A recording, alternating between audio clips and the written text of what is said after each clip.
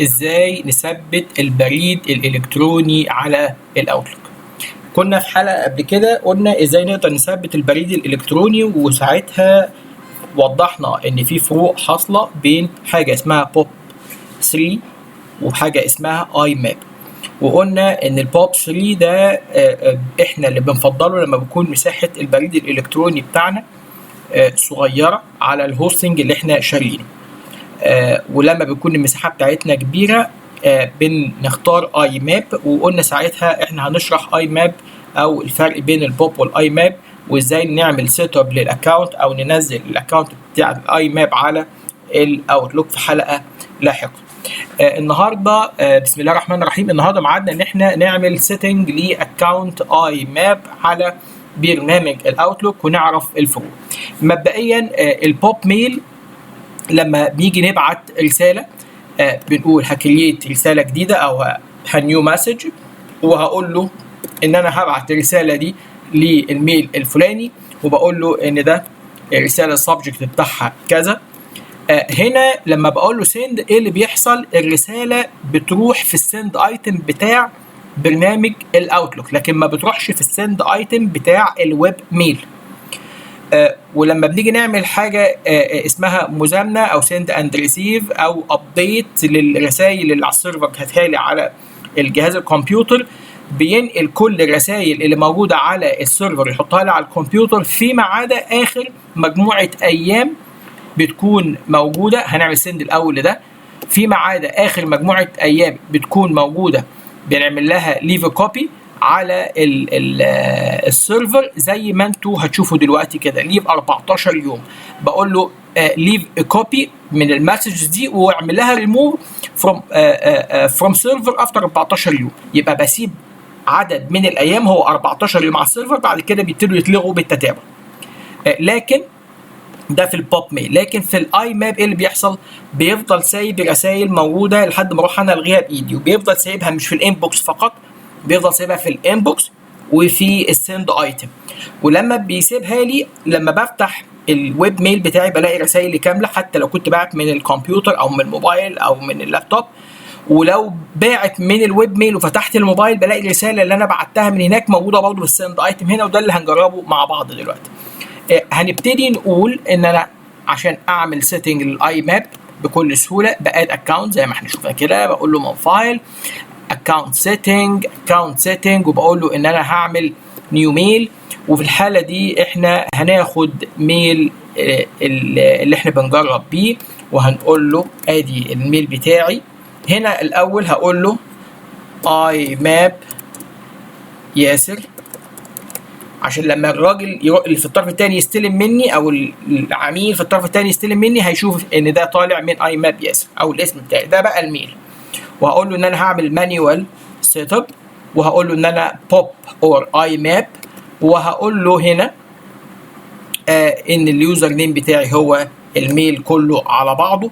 وهاخد الدومين بتاعي وبقول له هنا الاول ميل دوت، ده في الانكامينج ميل، في الانكامينج ميل سيرفر ميل دوت. وبعد كده لا ثواني يا جماعه معلش، ميل دوت والدومين بتاعي. ونفس الموضوع بحطه له في الاوت جوينج ميل سيرفر ميل دوت والايميل الدومين بتاعي. هروح اجيب الباسورد واحطها له هنا. لكن اوعى تنسى ان انت هتشتغل على اي ماب. الاول اشتغلنا على ايه بوب، مشينا على كل خطوه، بس خلي بالك ان انت هنا ايه اي ماب.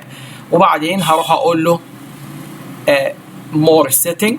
لازم اقول له في الاوت جوينج سيرفر ماي سيرفر ريكواير اوثنتيكيشن اللي هو الاس ام تي بي. وهنا هقول له بص، اول ما قلت له اي ماب البورت بتاعي بقى 143 وده في النون سكيور، ده في النون سكيور. وهنا بيكون البورت بتاعي 465. وانا جايب لكم الداتا قدامكم اهي عشان لو حد محتاج ان هو يبص عليها. ده السكيور، ده سوري ده النون اس اس ال النون سكيور. بيبقى الاي ماب 4143 وال البورت الخروج بتاعي اللي هو الاوت جوينج كام؟ 5 8 7 5 8 7 وهقول له اوكي. هنا هقول له نيكست. هو دلوقتي المفروض ان هو بيتشيك السيرفر ويشوف الدنيا كونكتد ولا لا، وهيأثنتيكيت ولا لا، وهيروح وهيرجع لي تاني. احنا منتظرينه يرد علينا. ابتدى هو يتشيك على الاي ماب، ده الانكoming، وهنا هيتشيك على الاوت جوينج، والاثنين صح بالنسبه له، وهقول له فينش. تعالوا نجرب بقى كده بسرعه. لما هاجي اقول له سند منين، فاكرين الحلقه اللي احنا اتكلمنا فيها على ان انا اقدر احط اكتر من اكونت على الاوتلوك؟ انا هختار الاي ماب، الميل اللي فيه اي ماب، وهقول له هنا ان انا هبعت على الميل الفلاني، وهقول له هنا ان ده عباره عن اي ماب تيست، وهقول له اي حاجه وسند. كده المفروض ان الرساله طلعت. المهم بالنسبه لي ان لما اروح على نفس الويب ميل على السيرفر بتاعي هنا الاقي في السند ايتم لما يعمل حاجه اسمها مزامنه، بصوا الرساله جت اهي. انا مش استلمت، ده نفس الميل بوكس بتاعي اللي انا بعت منه، بس ده على السيرفر والتاني على الاوتلوك.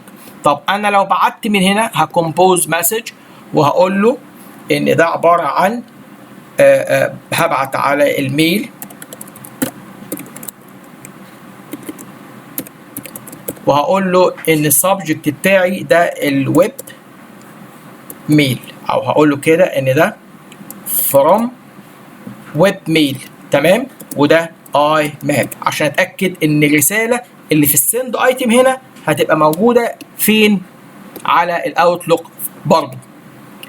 نروح بقى نبص هناك كده ونشوف الاوتلوك هل عمل مزامنه وجاب لي الرساله هنا ولا لا. المفروض السند ايتم دلوقتي يبقى فيه اثنين، واحده طلعت من جهاز الكمبيوتر والثانيه طلعت من الويب ميل. بصوا الاثنين اصبحوا موجودين، وده الفارق الكبير اللي حاصل بين البوب ميل والاي ماب. دي كانت حلقتنا النهارده. دمتم في امان الله.